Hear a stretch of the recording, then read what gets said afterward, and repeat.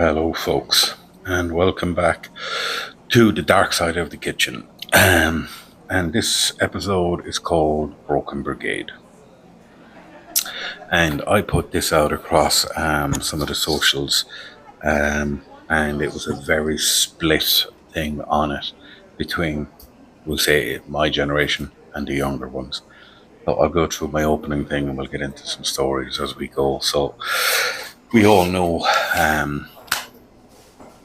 what the kitchen is like when it's in full service. The orders hit like a tidal wave, plates are flying, orders are being barked, pans are crashing, the heat, the smoke, the noise, the rhythm. It's a rhythm of war. Mid-service in a real kitchen isn't quiet, it isn't calm, and it sure as hell ain't forgiving. For those of us who came up in the old brigade system, this chaos wasn't random, it was controlled. Every chef had a place, every station had a chef, every voice had a rank. The brigade was more than hierarchy, it was survival mechanism. It was order in the middle of what looked like chaos, and I find now very often that's broken. Tonight we're diving into the rise and collapse and the cost of losing the brigade system. This is Broken Brigade and what happened to real kitchen teams. As I said, I put this out across the social medias and I got a lot of responses. One or two I'm actually going to just read as they wrote them. The rest I've built bits into this.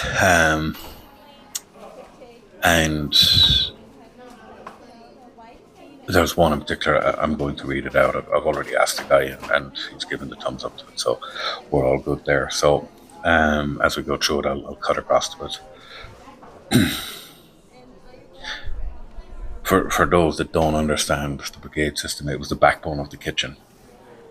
Brigade system wasn't about control, it was about clarity.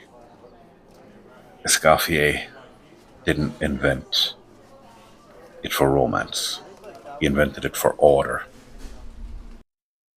Think of it a battlefield, but everybody knows their weapon, everybody knows their place.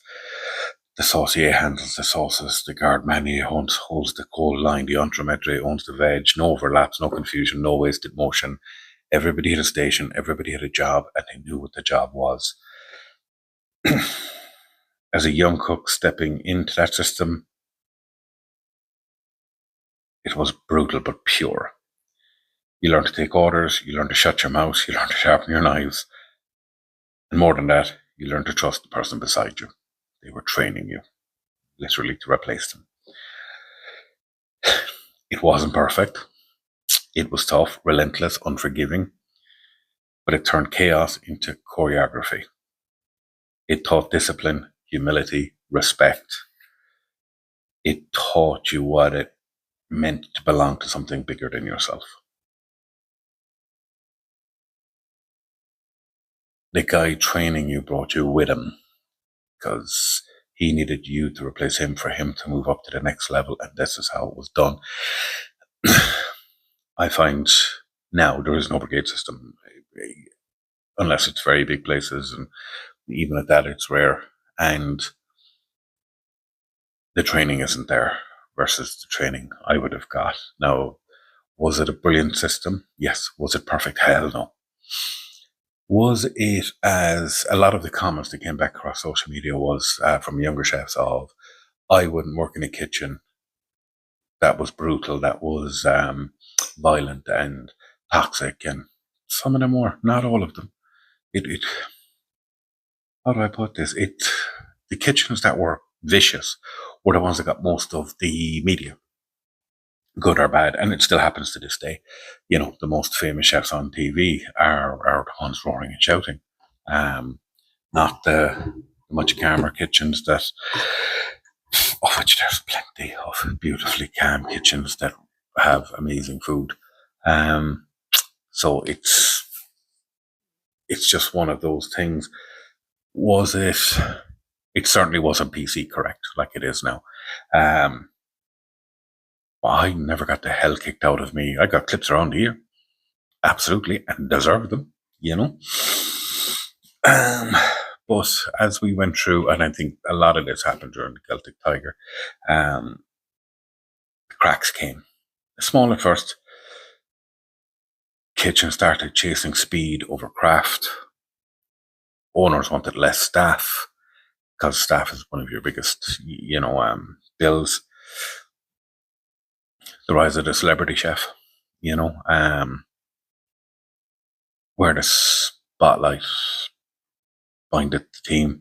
Suddenly the saucier was gone. The fish station was covered by the grill guy. The garde-manger was expected to do the desserts as well. Cross-training can be good, sure.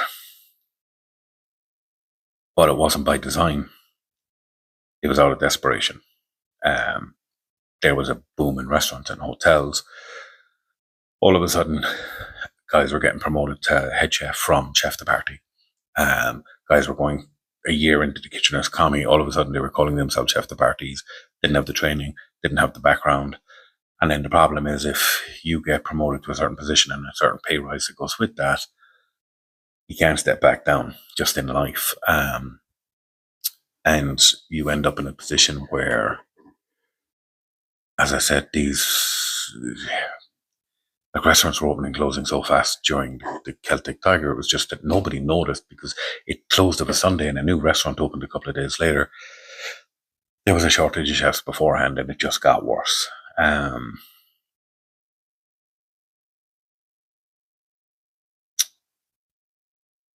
I've stood in kitchens where one cook's prep was touched by another without respect. That was a sacred violation. You don't touch your mise en place. It's your preparedness. It's all of your product ready to go. You never touch it in another chef's one. You never touched another chef's knives. You set your station up. You got ready not alone for you, but for the guy following you. That doesn't happen anymore. Most chefs, a lot of guys I've seen over the last couple of years. Now, I will say I was probably more surprised by it than I should have after I closed my restaurant, I had the same staff for pretty much the whole time. So, and I worked in 2 restaurants before that as head chef and I had the same crew. So then when I went to a hotel where I required more staff and hired, and it's like chefs don't have their own knives. Some of them don't even have full uniforms anymore. But they don't have their own knives. They don't have the same respect for the equipment, their personal knives, other chefs' knives. That once was. They don't have the training, not to the same extent. Even the ones going through college don't do the same course we did. I've watched chefs take dirty knives and throw them into a dishwasher, or throw them into a sink, mid-service, blades dull, tools ruined, lessons ignored. These weren't accidents, these were symptoms. Signs of a brigade slipping away. The collapse in real time was sped forward by COVID. COVID tore the last threads wide open. Overnight, brigades were scattered. Whole teams were gutted. Senior chefs walked away, burnt out, never to return. Restaurants and hotels scrambled to plug the holes with whoever they could find. It's not their fault. I'm not blaming them here. I think we were always on this road for a long time. I just think COVID accelerated it. And now what do we see? One cook covering 3 stations, young chefs stepping into leadership roles that they're not trained for, owners expecting magic from skeleton crews that are ill-trained, ill-prepared. A system that once demanded discipline and built on resilience is now held together with tape, ego, and burnout. And the food, you feel it, you taste it. The craft suffers when the brigade collapses. More and more places are buying more and more stuff in, pre-done, pre-ready, because they don't have the chefs behind it. They don't have the training behind it. They don't have the same standard that once sat there. As I said, I think we're always on this road, have been for a long time. I just think COVID rapidly accelerated, and I think a lot of that is down to chefs of my age, particularly, left. And they left for different reasons. I know guys that had no intention of leaving the industry, but when COVID happened, they had mortgages, they had kids, they had, all this, and couldn't take the pay cut to the payment that was given out. So they took jobs doing whatever was available. So a lot of them either ended up in warehousing, supermarkets, delivery companies, this sort of thing, because it was instant. They were looking for more staff than ever before, and a lot of them went into those roles, and they never came back out of it. And some of them genuine. I know some of the guys I was talking to had every intention of it, and never did. The way of life changed. They got nights off, they got weekends off, they got, they were, it's not that they don't work some of the holidays, but you don't work them all. So you ended up where the last of the chefs that went through the brigade system properly all left at the same time. The ones that are left, like me and you that are listening to this, excuse me, we're the last of the old guard. And as I said, there's been a shortage. I remember when I went to college, from chef in college, we had to do an exam, and the exam wasn't held in the college because they'd no room big enough, believe this or not, to do the exam to get into college. And it was held in a hotel in the town. I don't know, it's like 200 people for 80 places. The last time I spoke to one of the lecturers in one of the colleges, it's seven. Seven chefs coming out of college. That was it. So, you have, and I think it's been going on for a long time, where you have less coming in. So you weren't naturally filling the roles, and it was slowly, you were losing the more experienced people. You've had people come in from abroad who started working in kitchens, but again, a lot of them transferred from some other job that either it was a language barrier that they couldn't do the job they were doing where they were, and they transferred into kitchens. Some of them were chefs, some of them had worked in hospitality when they were younger. This again didn't bring the same skill set. Good guys, worked hard, all of that, yeah, but didn't set out to be. These were guys transferring skills in.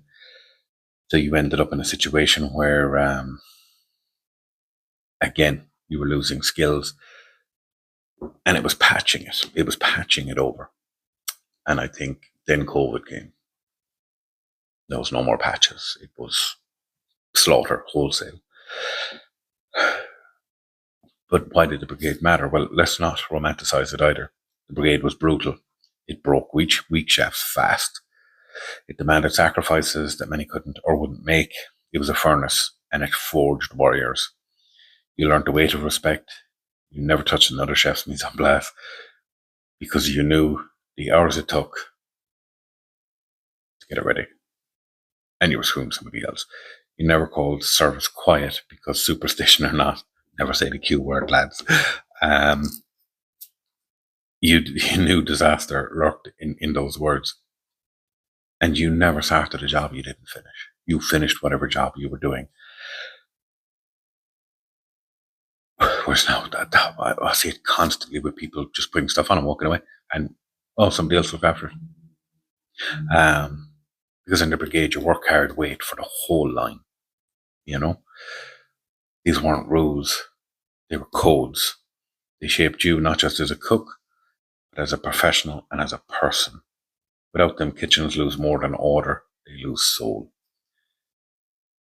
And it goes back to something another chef was saying to me a good bit back, which is menus have become very same, just everywhere, same. There's very little uniqueness to them anymore. And I think that's bad for a number of reasons, because it means that skill sets aren't there to be unique, because you can't have one guy being the guy making everything. You can't have one guy. being the different. Yes, the head chef laid it out and did all of that, but then he was backed by a sous chef, by senior chefs, by chefs de parties, all who knew what to do and knew the skill sets that were required to do the particular dishes, the particular jobs. And that isn't there anymore. So you can't just, I remember as common chef, and I'm working my way up, you'd walk into work and we used to have a tableau menu. The menu would just be hanging up on the board. You know your section, you went up to it, you wrote down what you want, what your jobs were out of it, and you went and you did them. You can't do that anymore because they'll come and ask you, how do I make this? I've never done it. I don't know how to start. I don't know. So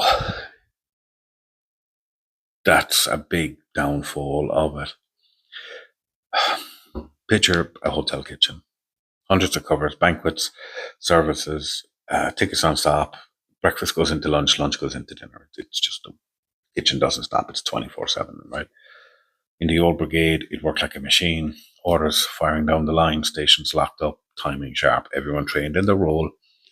Everyone drilled until they could do it blind. Now many hotels are battlefields. They don't have the soldiers, understaffed, undertrained. They're better paid than ever before. So you hear this thing of, I don't know about going into the chef industry, it's bad pay. It's not. If you're good, it's fucking not. It never was. That's the thing, it never was. Good people are always good. It doesn't matter what industry you go into. If you're shit, it doesn't matter if you're shit at stacking shelves. Nobody's going to fucking want you. Yes, kitchens are tough. Absolutely. I've spent my life in them, but it's the undertrained that I think is the biggest downfall of the whole thing. There's fewer chefs left covering every single hole, putting in 14-hour days just to keep the ship afloat. They're battle worn, carrying scars, physically and mentally and emotionally drained. And that's also happening to my age group. The physical is the easy one. You get some sleep, you get a few days off, you recharge the battery, and you're good to go. The mental and the physical will wear you the fuck down. And I know this, I'm on some time off at the moment, thankfully. Got some great people in. And because mentally I was literally running on empty and get some time off. And luckily the weather's been fucking gorgeous. So a bit of colour in my fucking face for once. I won't show you the legs. They are Casper white. I swear to God, they would scare a ghost. But anyway, but a lot of guys are just using that and going, no, I've had enough. And I've seen this. I've had enough. I'm done. I'm out. I'm fucking going driving the van. And this is what a broken brigade looks like. It's not failure of individuals, but it's failure of a system that once held it all together. Now, if you're going to ask me how we fix this, that's not a fucking answer I have. But behind the broken brigade, it isn't just sloppy food or missed tickets, it's people, Cooks stretched thin, burning out before they even find their stride. Sous chefs carrying the weight of 5 roles. Executive chefs torn between corporate demands and kitchen survival. Mental toll is savage. Anxiety climbs. Substance abuse lurks. I've seen it, thankfully. Not my cup of tea, but the amount of chefs I have seen over the last 2 years that are fucked on something, and conversations I've had with a few guys recently, one in particular who, this is for Donal, I won't say any more, but just, he has a place up the country. Don't know the man, never met him. Contacted me for a reference. We ended up in a long conversation. We've been in contact ever since on the old messenger thingy. And I think 8 head chefs in a row were drunken, alcoholic, abusing various drugs, blah, blah, blah, to the point where he's cut his menu down to sandwiches or something to that effect. Just basically stopped doing food. It's not the only one. Not the only one. I went down to Dingle today to visit a friend who, because I haven't been to this place in ages. And he has 2, and he's closing down 1. Because he can't staff it. Contacted another person that was down there, was going to go pop in for dinner there. Closed today. Can't staff 7 days. So has to close on certain days, and you're like, Jesus Christ. And I'm hearing this a lot where bars are cutting their food back because they can no longer get a quality person in there, reliable. Hotels are in a different boat. They have to be opened. It's part of your star rating. You have to offer food over a certain period of time. You take on functions. It's a different scenario where businesses also plan much further ahead for groups, for weddings, for functions, for all of this. So they have no choice. They have to. They can't cut it. But restaurants are cutting back their opening hours only because there isn't staff. And I'm telling you, it's not down to pay, despite the fact what people say. Pay is quite good. And if you're good, the pay, trust me, it's good. But relationships break down.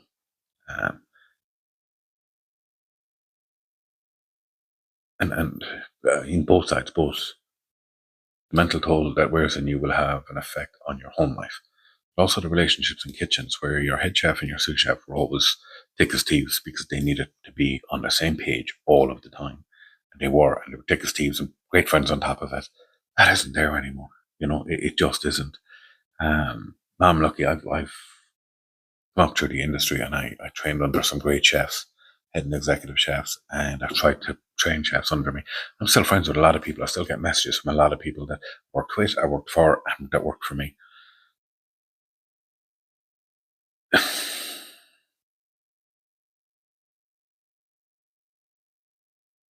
I think the passion's gone. And I mean out of the industry, not individual people. And that's the one thing that drove kitchens in the first place. And that's been suffocated out by exhaustion. People coming in don't have the same raw, is what we would call it, love for food, to learn, to drive, to want to know more. A brigade gave you a sense of belonging, and a broken brigade leaves you feeling alone in a very crowded kitchen, And that's one of them problems I'm talking about. There was a togetherness about getting there, about getting to that point, about doing a good service, because you could rely on all of them guys to do it right all of the time. As I said, I was going to read this out, and that's what I'm just doing here. So a guy called Dave Trudy Ackerman. I hope I pronounced your name right, buddy. So this is what he wrote back in a reply to me. Just simple question of the Broken Brigade. What are your thoughts on it? New versus old. And I'm going to straight quote it. The old brigade system was far better because you learned your craft on every section. From the bottom up, you got taught respect and responsibility for your duty and a no nonsense about getting above your position, because the hierarchy system also taught you to work your way up the ladder in due process. You started right at the bottom and you gain responsibility for putting away deliveries, cleaning up. You got made an apprentice. You started day one, week one. You did college.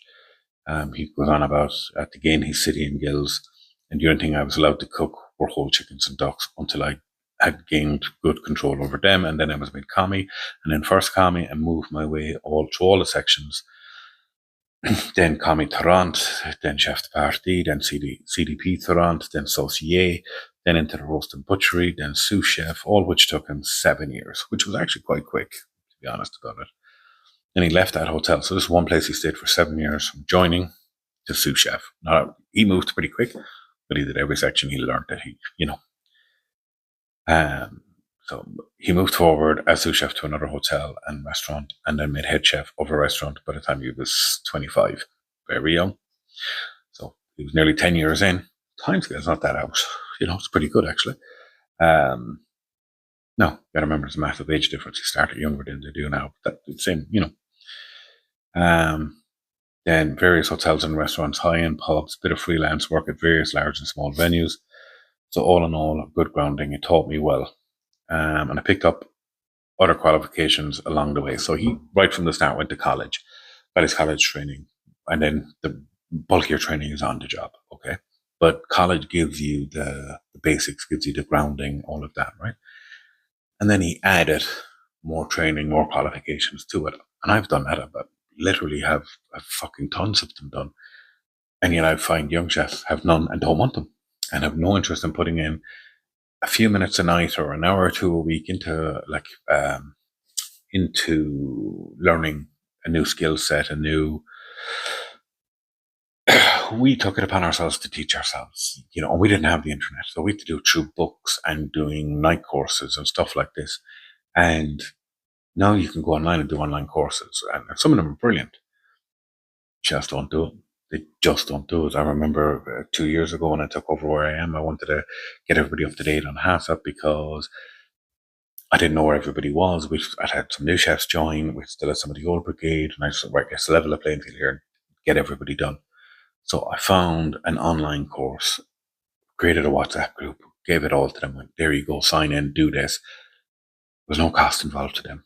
And it was like pulling teeth to get it done. I did it with the allergens. And then I put in a couple of other courses, like on sous videing. So I had just bought I had a conversation with the general manager, and next thing he landed with a sous vide machine. And but none of the lads had used one. So I went, here's an online course that just gives you the basics. And then I can teach you the rest in here. I think 2 did it, whereas when I was coming up, you took every opportunity to learn and better yourself, because it was also how you moved up the ranks. And every time you moved up the rank, it was a promotion. It was also a pay rise. And it wasn't just about the money. It was a promotion. It was the thing on the jacket. It was you know what I mean? Your name on the jacket with Chef de Partie on it.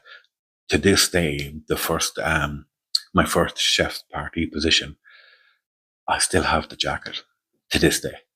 My very first one, Noel Keane, Chef de Party. I'll tell you exactly where it was. It was in the Gleneagle Hotel under John Drummond. And I got promoted to Chef de Party. I was made up for fucking ever. I still have that jacket to this day, And I guarantee a lot of chefs have things like that, I don't wear a name on my jacket now. And I know some chefs will turn around and say it's pompous. Everybody had it back then, your position and your name. But you wore the full traditional chef outfit. I still have that jacket to this day. I know exactly where it is. It's not thrown in an attic someplace. It's not, I don't know where it is. I know exactly where it is. I could get it in 2 minutes. And I'll always know where that jacket is, and it'll always be with me. It was a big deal to me at the time. Fucking long time ago. Anyway, back to this good man here. He picked up other qualifications along the way, so I cannot fault the system. Like these days, the youngsters think they can become a head chef by the time they're 19. Enough said. Sorry for the long response, but I feel very passionate about my profession. Cheers. He is very passionate, and I totally agree with him. And I asked him if I could quote this in it, and I agreed with just about everything he said. Literally, I don't see a fault in it. He said that was fine by him. I do agree with you that, okay, some of the abuse that dished out, some of the guys were on power trips, but it wasn't everybody, and it wasn't all over the place. I was taught and shown once, and then watched over and coached and corrected a second, a third time of doing whatever the dish was. I was then told to do it on my own. If I got it wrong, I got a clip around the ear, and I soon learned.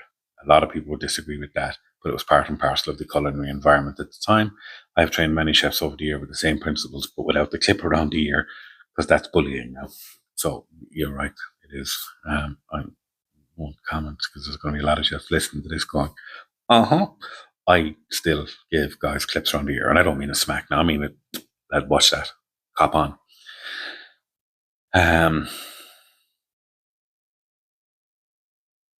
So, is it gone forever? So here's the hard question. Can we rebuild it? Or is the brigade just a relic, something left behind in the ashes of a different era? Young chefs are going to say, leave it where it is. The old chefs are going to go, we're watching a dying trade. The answer isn't simple. The industry has changed. People demand balance. Work-life balance is a conversation that never existed in old kitchens. And maybe that's good.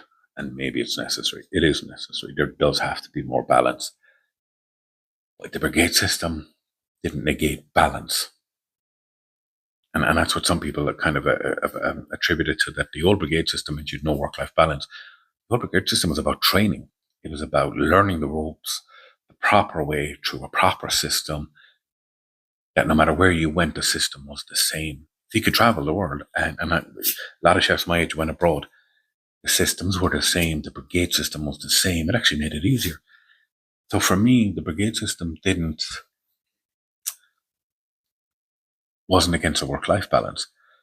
It was all about the training. It's the situation we're in that has done the work-life balance. And I don't have an answer to it. And I've seen different places do it differently. And again, I go back, I've seen a lot of the finer diner restaurants. Now you're talking the 2 Michelin star restaurants have gone to 4-day weeks. So they do 4 12-hour days.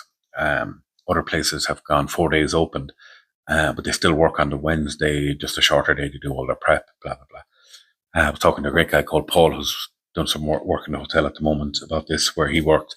They were off they finished Sunday early, like 4 or 5 o'clock, off Sunday night, Monday, Tuesday. They came in Wednesday for 4 or 5 hours, broke the back in the prep. We're off again Wednesday night, and we're open in Thursday, Friday, Saturday, Sunday lunch. Work for them. That won't work for everybody, but it did give them a bigger balance.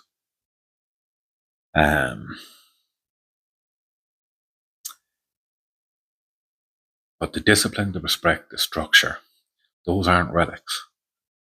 They're essential. Without them, kitchens aren't kitchens, they're chaos. Brigade doesn't need to vanish, it just needs to evolve. A new version, one that keeps the backbone and throws away the toxic weight. I agree with all of that. I wrote the fucking thing about it, one that trains young chefs, protects the craft, still honours every service we step into. The brigade is more than history, it's more than nostalgia. It's the foundation of what made us chefs. It's what made us warriors on the line. If we let it break completely, we don't just lose the system, we lose the discipline, the pride, the artistry that made this industry worth bleeding for. And next time you step into the kitchen, remember the codes, respect the mise en place, finish what you start, never dull another chef's knives. Never ever call it quits. Because in this business, order is survival, and without the brigade, we're all cooks drowning in the fire. Let me know what you think.